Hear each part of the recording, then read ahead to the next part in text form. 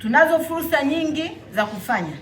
Tunazo fursa kwenye madini, tunazo fursa za ufugaji, tunazo fursa za kilimo, lakini tunazo fursa ambazo tumeletewa na serikali kwenye halmashauri yetu. Na hii ni kuagize mkurugenzi, fedha tunazowapa hawa watu, tuwape fedha na tuwape kazi. Au tuwezi kuwapa fedha alafu tukaja kuwadai, wape na kazi. Wape kazi ili uwalipe fedha hizo wakurudishie hela yako.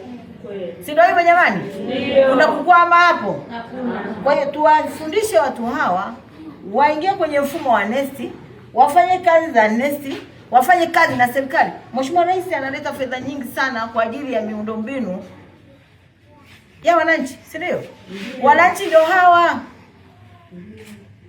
Kwa hiyo vikundi hivi tuvipe kazi na tuvifundishe, vifungue kazi ambazo zinaendana na fursa za kupewa kazi kwenye halmashauri.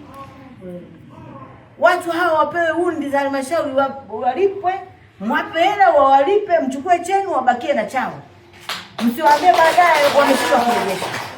Kwa mwaka huu wa fedha wa 25-26 huu ni mkopo wa pili ambao tunaenda kutoa. Kwa leo tunatoa mkopo wenye thamani ya shilingi milioni 290 kwa vikundi 29 ambavyo vinaenda kunufaika katika huu mkopo. Lakini kwa mwaka mzima wa fedha wa 2025-26 huu ni mkopo unakuwa, jumla ya fedha ambazo tunaenda kutoa ni jumla ya shilingi milioni 600,400.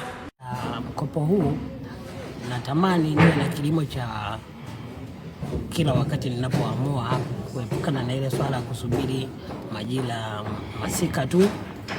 Kwa hiyo niwe na muendelezo wa kulima muda wote na niwe na mavuno ya muda wote ambao nitahitaji kupata mavuno.